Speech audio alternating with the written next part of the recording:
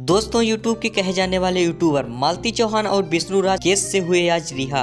तो दोस्तों कानून अंधा होता है, लेकिन कानून का हाथ इतना लंबा होता है कि मुजरिम दुनिया के किसी भी कोने में हो उसे ढूंढ ही लेता है। लेकिन दोस्तों आज एक अजीब वाक़या हो गया।